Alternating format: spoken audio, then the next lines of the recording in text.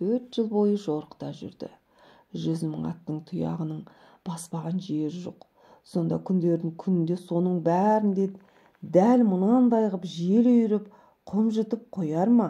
Адам дегеннің немене? Ғұмыры ұйтқып басыла қалатын қырдың желіндей құр әншейін өткінші нәрсе ғана болса, тұсында соның әрбір ұсақ түйегін жіпке тізіп тіркеп бағатын адамның жады да мына сусыма құмдай тұрлаусыз бірдеме екен ғой.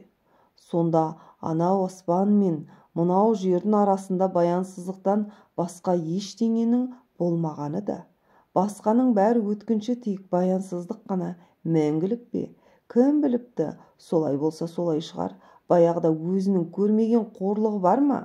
Тіпті осы ұлаң асыр түздің өзінде қатын баласы жетектеп қашып-пысып жүрмеп пе еді? Міне сарала күйменің ішінде отырып, көз салғанның өзінде жанарын пышақтай кескілеп бара жатқан кесір құм мұның талай бұрбайын осқылап, табанын күйдірмеп пе еді?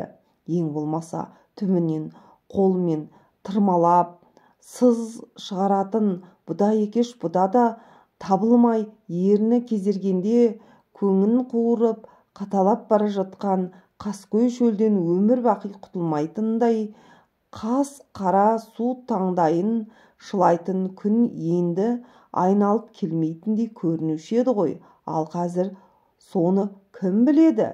Тіпті өзі екеш өзі де осындай ілуде бір қайықтап тайып ойына түссе есіне алып жармайды емес пе? Баяғы қорлықты бүгінгі мәртебе, баяғы азапты бүгінгі бақыт ұмыттырмады ма? Сонда кешегідей бүгінде ұмытыла ма? Ендеше жұрттың ертең деп көкіп жүргендерінің не болғаны?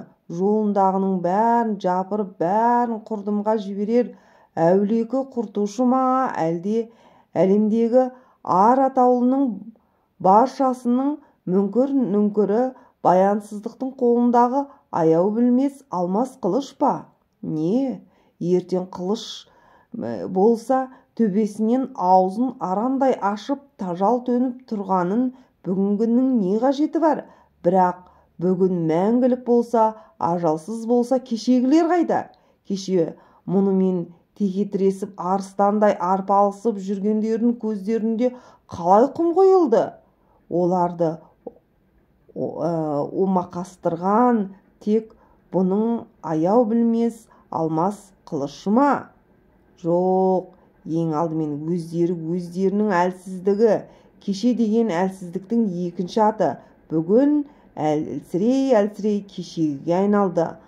Ал бет қаратпас алапат күш бүгін түгілі ертеңнің өзімен белдеседі.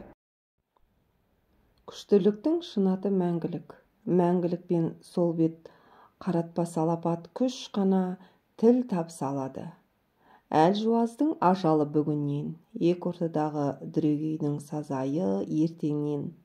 Ал атасын танымас алыптың, күштің, мәңгіліктің дәл өзіндей ажалы жоқ. Бүгін деген қорқыныш пен үміттің екідай аралығы. Пенде біткеннің қалтылда қайық мінгендей қалтырап күн кешетін бар аясы тек сол ғана. Олар тек сонда ғана мықтылықтан ұстап тұтынғаны көрінеді. Ал мықты тегеурінсіз өңшең әлжуаз түк те бітіре алмайды. Бір қолына қорқынышты, екінші қолына үмітті мықтап ұстап қалғандары екі ортада әрі сәресі қылып қоя алатын тегеурін ғана әлжуаз әлсіздікті күшке айналдыра алады. Оның қолына түскен бүгіннің өзі ертеңмен егесетін қару. Оның қай сардарының да құлағына құйып бағатыны, басына қандай іс түссе де айла таптырмас тықырықтан қаш, әйтеуір түбі бір сытылып шығар амалды алдын ала қарастырып қой. Әлсіздікте тығырық. Одан да қашып құтылар айла амалыңның көп болғаны дұрыс. Шариғаттың өзінде де бар емес пе? Баяғыда Сұңғыла Сүлейменге бір күні құмырсқа кеп, саған жаратқан ием желді неге бағындырып бергенін білесің бе? Деп сұрапты. Сүлеймен қапелімде жауап таба алмай мүдіріп қалыпты. Ол сенің патшалығының ақыр түбі желге ұшатынын меңзегені, депті құмырсқа. Сүлейменнің бұны естігенде өңі ауып кетіпті. Әлгі құмырсқа Алланың әмірін ұлыларға кішілердің сөзі жеткізеді деген осы болады деп тайып тұрыпты. Сүлейменнің де басынан ауған бақ кімнің басына аумайды дейсің, бірақ Сүлейменнің басынан бақ ауғанмен даңқ ауды ма? Соған қарап бақ аз ғана күн тіршіліктің ырызығы да, ал даңқ ұлан асыр мәңгіліктің несібесі екенін біле беруге болмай ма? Бағзы Сүлейменнің даңқын қазірге жеткізгенде әлгі жарлы дихан мен құрдым құмырсқа емес пе? Ұлыларға Алланың пиғылын жеткізетін кішілер олардың атын да тым алысқа шығатындатып шығармай ма? Үлкендер істеген үлкен іс кішкентайлардың кішкене көзіне тым алапат боп көрінбей ме? Ал шын ересең іс істесең, олар сені құдіреттің өзінен кем көре ме?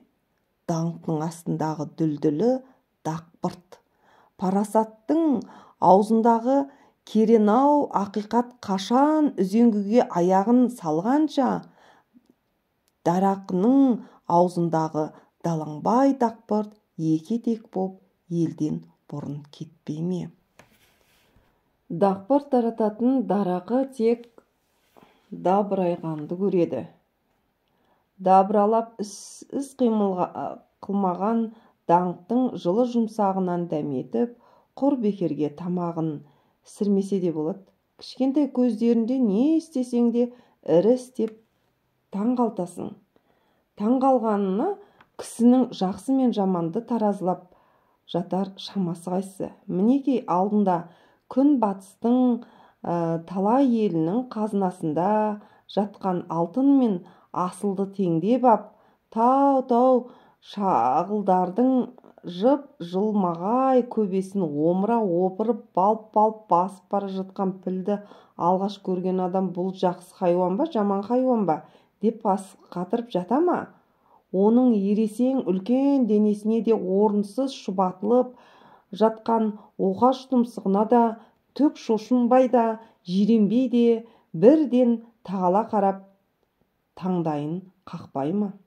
Кішкентай көздерге жақсылық істемейлі, жамандық істемейлі, жанарының шарасына сыймайтындай алапат қып істе, әйтпесе аз жақсылығыңа бәрібір місе тұтпайды. Ал сәл ғана жамандығыңды көрсе, жерден алып жерге салып жазғыра жөнеледі. Біреудің тұмсығын қанатсаң, бар бәлені басына үйіп төгіп бағатын немелер кең әлемді белшеден қанға малып қойсаң, бұл не істегенің деп нәлет айтпайды. Апырай, қалай істедің деп қайран қалады. Тек тіріңде маңдайдағыларыңды бәрін таңғалтумен өт. Өле-өлгенше таңғалып өткенде саған өлген соңда таңғалады. Олардың аузындағы лақапты естіп, сені көрмегендер де таңғалады. Тек оларға әлгі өзгеден естігіштеріне бәсе деп қойғызатындай қып, әр жерге өз құдіретіңнен жұрнақ қалдырып отырсаң болғаны. Ол кез келген пенденің қолынан келмегенмен, бар қазынасы астына басып, бар қаруды маңдайына иіріп, ұстап отырған сенің қолыңнан келеді. Тек қажып қалма, тоқмейілсіп қалма.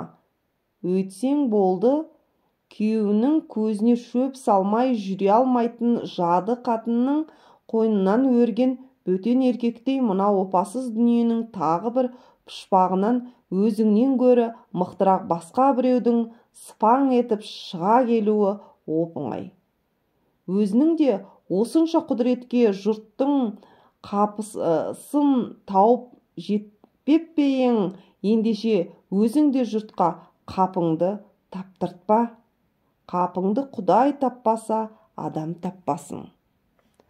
Құдай таппаса, Ябыл бұрын ол жорықтан жеңіспен оралғанда дәл осы жолғыдай қайдағы жағдайғының бәрін ойлап миың аштушы ма еді.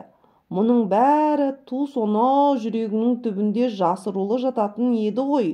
Жұртқа көрсетпек түгілі қайта-қайта қолын алып қарай берсе, көлденең көзге қолды қылып алармын деп қорқып әйтеуір сенімді жерде тұрғанын біліп іштей тоқ па, өзің де көп сұқтана бермейтін қымбат бұйымыңдай осы бір ұры түйіншек қып түйетін, тіпті өз ойынан да бірер қабыт қалтарыс ұстаушы еді ғой.